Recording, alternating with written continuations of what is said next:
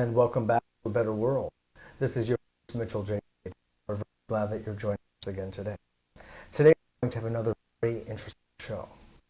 We have Byron Duckwall here with us today, who is a cellist. He has played for the Metropolitan Opera Association. He's on Broadway, all over the country, and has studied with the leading cellists really in the world. And now embarking on an entirely new kind of musical, spiritual adventure, you could say.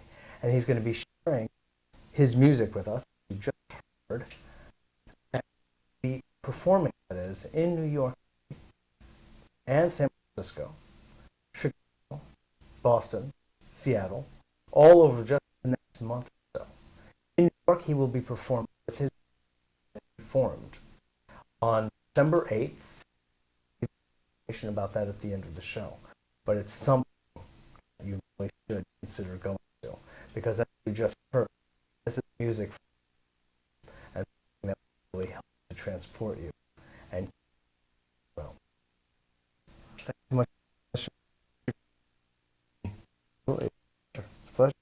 So how did you come up with this incredible sound? These beautiful and just really, well, being a cellist.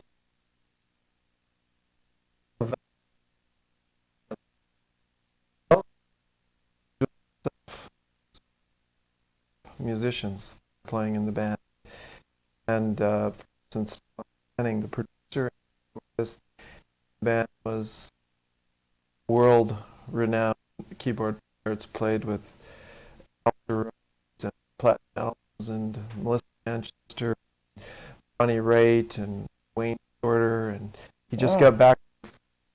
He played on the Eiffel Tower by 500,000 people with Johnny Holiday, the of France.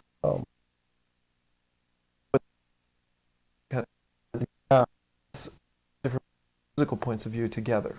Now, are they also interested, Byron, in the interface of the spiritual life when consciousness with music? That is the inspiration of everybody in the band. It's not a career-oriented band.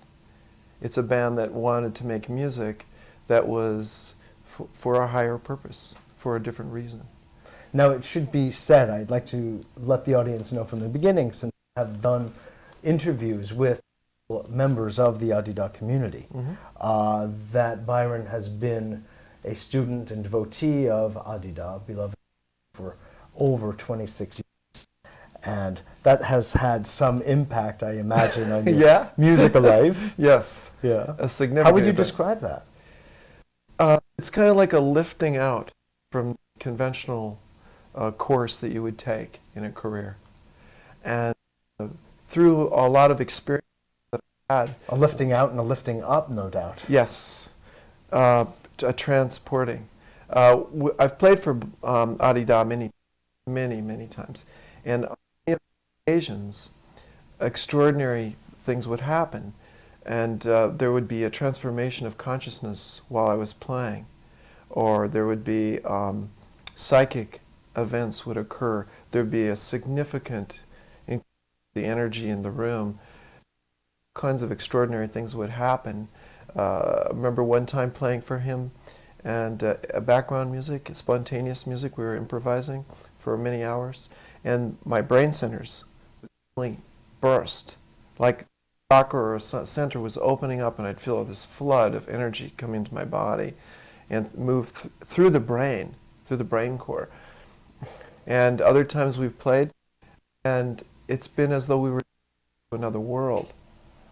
It literally, and everybody who's playing, not just myself.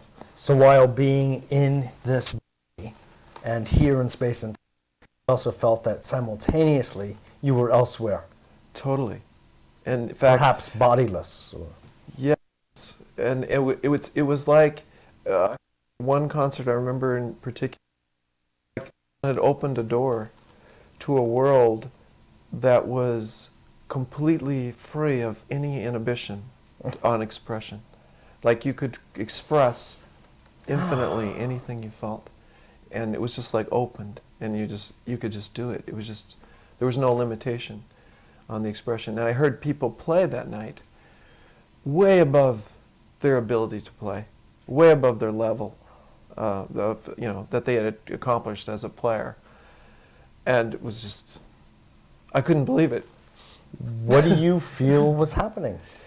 I felt, I know he did something. I don't know what he did, but it was extraordinary. It was extraordinary. It was true music of the spheres. Exactly. It was a higher consciousness bestowed on you in a moment, but not just a higher consciousness. It was like another place. You were like in another place, yet simultaneously in this place. So it was almost like he imbued the musicians. I'm just looking for a way to articulate what you're putting out, imbuing the musicians with his intention for the beauty, or imbuing you with the ability to maximize your potential as musicians. Exactly. In fact, that idea that you mentioned of your brain feeling like it just opened up new vessels or new circuitry, suggests that kind of thing. Yes, and he literally has said that he said that the music, one of the fundamental aspects of music is beauty, and there is no beauty without love. Music. without love. Yeah. He said you have to love something for something to be beautiful. And that was an overriding feeling in these concerts with him. There's a sense of love that overwhelms your being. Your entire heart opens, and you're seeing another beauty, a beauty beyond anything that you've seen, and it just overwhelms your heart. And then you're lifted into this place. It's extraordinary and very real. And I've experienced it many times, and I'm experiencing it now as you're talking about it. Yes, isn't that interesting? Me too. By osmosis, or vicariously.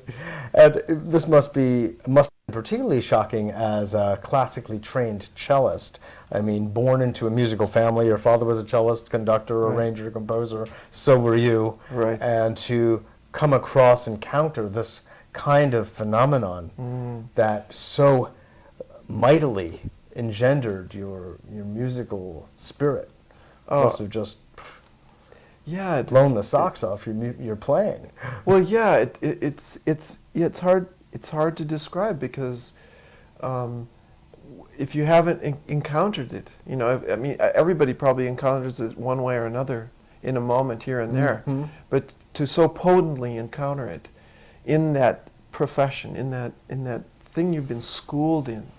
It's as if the spirit force, this higher consciousness or energy, takes over your body, takes over your talent, takes over your being, and you're doing it, you're playing, but there's something else moving your intuition. Something else is happening.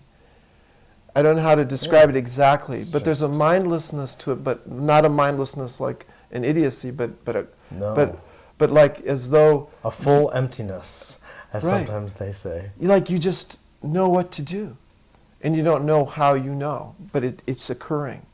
So you become conscious. It's like an at-one-ment. Right.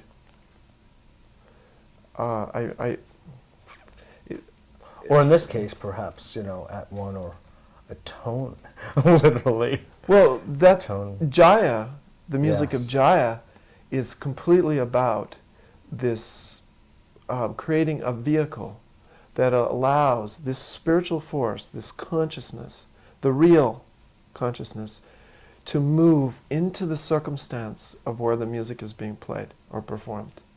It's designed to do that.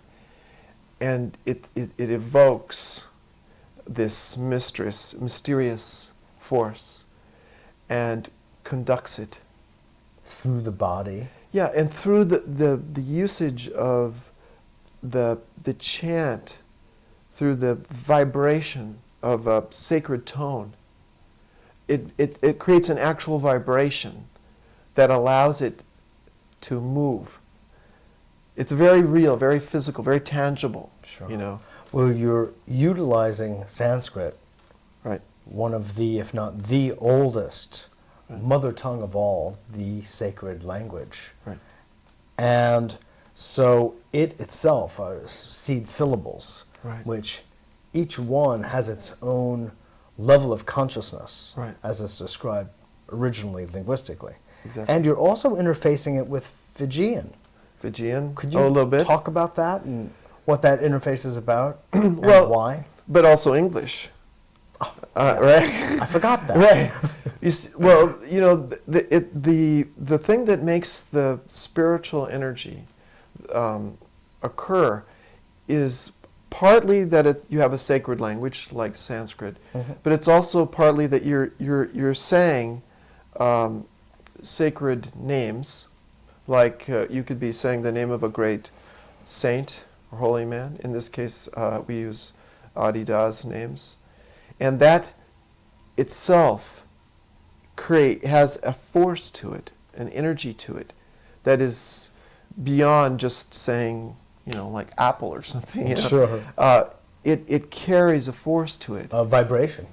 And so, Sure. and this is a traditional thing. In the traditions, this is the way it's always been.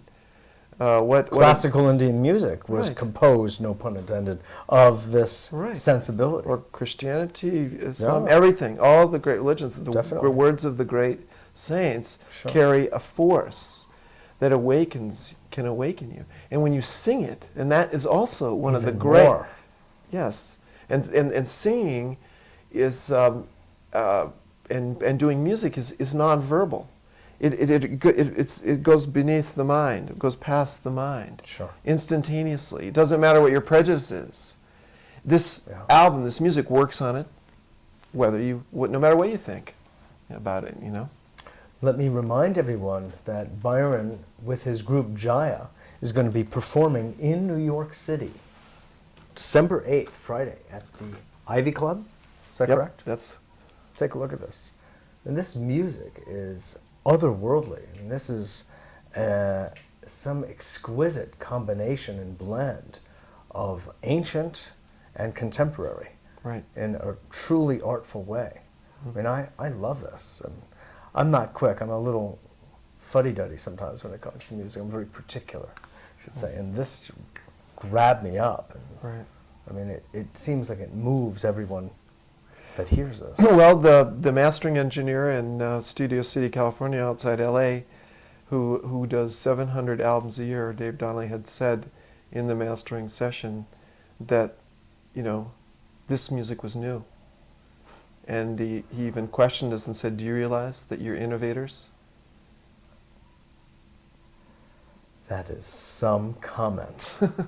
Some comment. In today's world where everything feels like it's a copy of something else, Right. or a variation Right. therein, you know, that's really powerful. And it's the spiritual element that makes this music unique.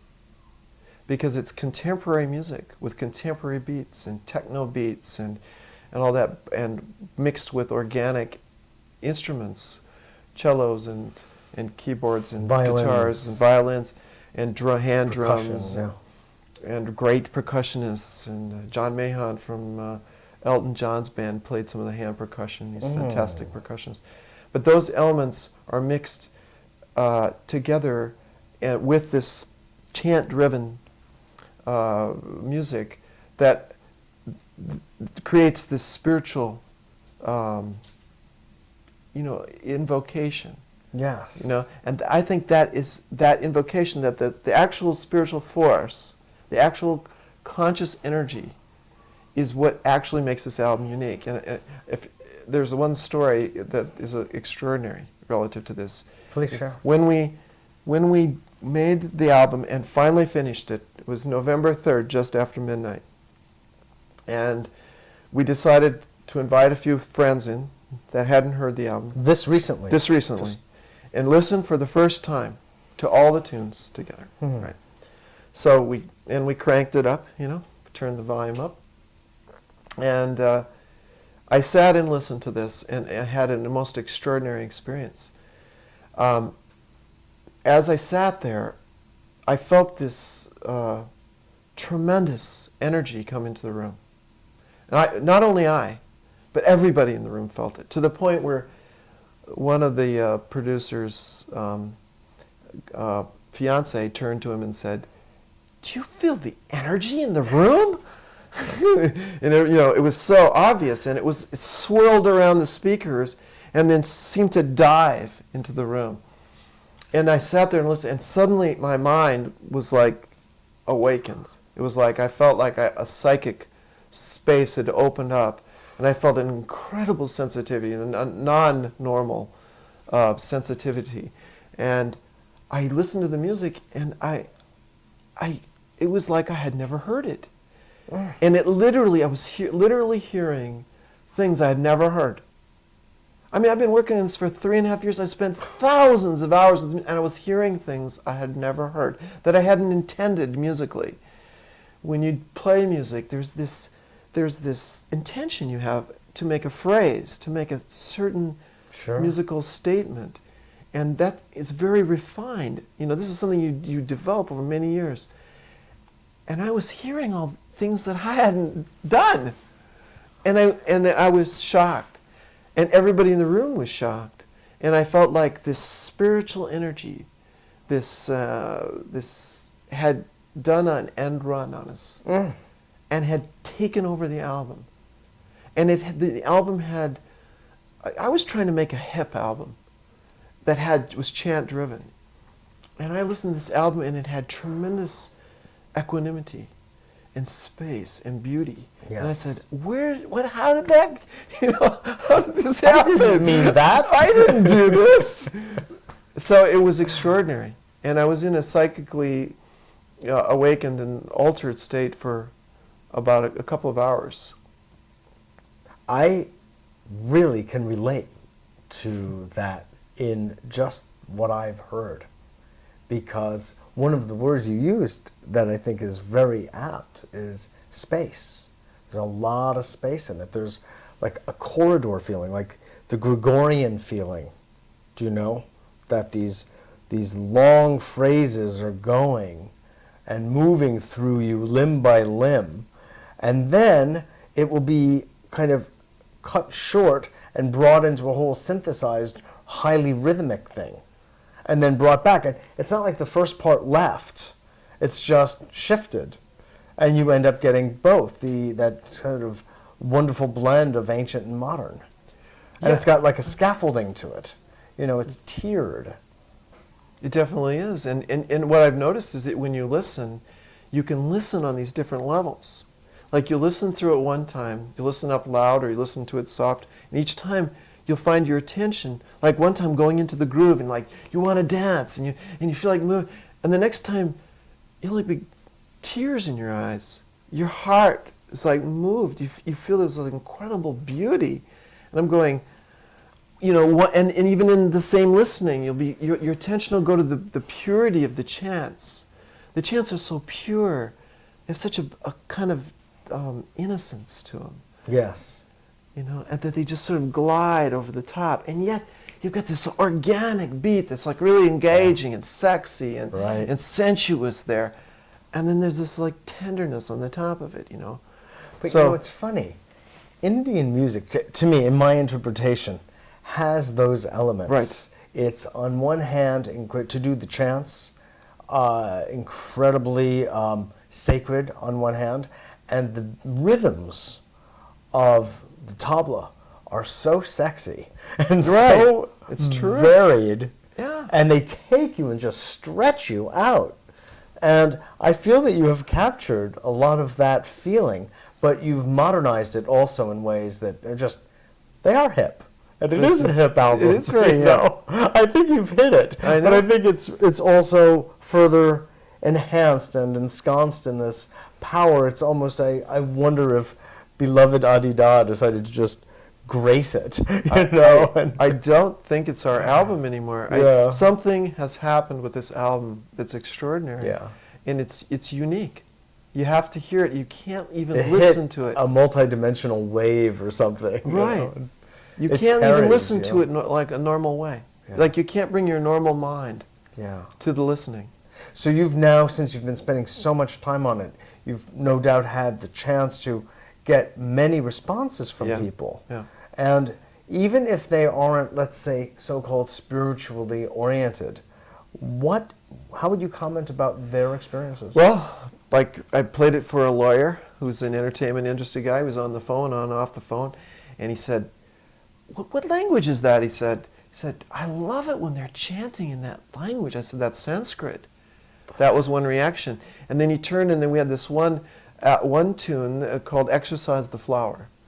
And Adida's voice is in that one. That's the only one where he says, exercise the flower, and flower to infinity, and love bliss, light itself, consciousness itself. It's interspersed with the facts on them, you know? And then he said, I just love the groove on that one. It has such a deep groove. And then it goes into this like almost Pink Floyd kind of space with a wide soundscape.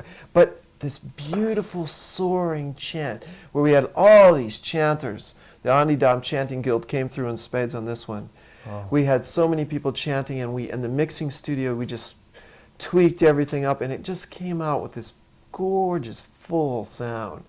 So you got this ancient chant, you know, just gliding, and then this sensuous guitar solo going over the top. I mean, it's just like, it's like dream. And he said, I love that one. Another person, a friend of mine who had come to the concert last year, said that, you know, he had to confess to me that he originally hadn't liked the Jaya thing, even though he had, you know, even though he could tell it was very professional. And then he heard it this time, and he said, this was unbelievable. And that he was so moved by it that he couldn't move his body at all for the entire time he was listening. He just kind of slumped over. I saw him when it happened, and he said he was profoundly infused with energy, and he was given over to it. So beautiful. Those are the kind of reactions we get. And then the other people jump up and they start dancing. Right. You know? And then meditating. Yeah, right. Yeah. They just what do I do? They just like one of those Indian parades. Yeah. Where they just, you know, all the bells are going off and they're chanting, you know, like in a celebration and on the Ganges or something. It's kind of like that vibe, you know? It is really colorful. I really want to commend you again for this beautiful work of art, and your background as a cellist has come to, I guess, could we say, full fruition? It's an unending. And, we thank you. Thank you for your masterful work. Again, December 8th, Friday night, at the Ivy Club on West 75th Street, you will be able to hear Jaya, that's Byron's group, perform loud and live. So, and that would be really nice to actually hear it loud, and I'm sure it vibrates the whole auditorium whenever you perform live. It's incredible. When that first group kicks in. We will be there. We will be there for sure. Thanks. I feel you're really helping to uphold the true artistic tradition of music and help to restore it you're helping to restore it to its proper place of being spiritually enlivening and enriching the soul. Thank you very much. Absolutely. Thank you very much. Great to have you on. Thank you. So for the next few minutes, you will be able to ease out of this interview by listening to the music of Jaya. This is Mitchell J. Rabin for A Better World. Thanks so much for joining us. And also please join us at the Ivy Club Friday night, as well as, and we'll give the details later, San Francisco, where in Marin County, Jaya will be performing again very soon.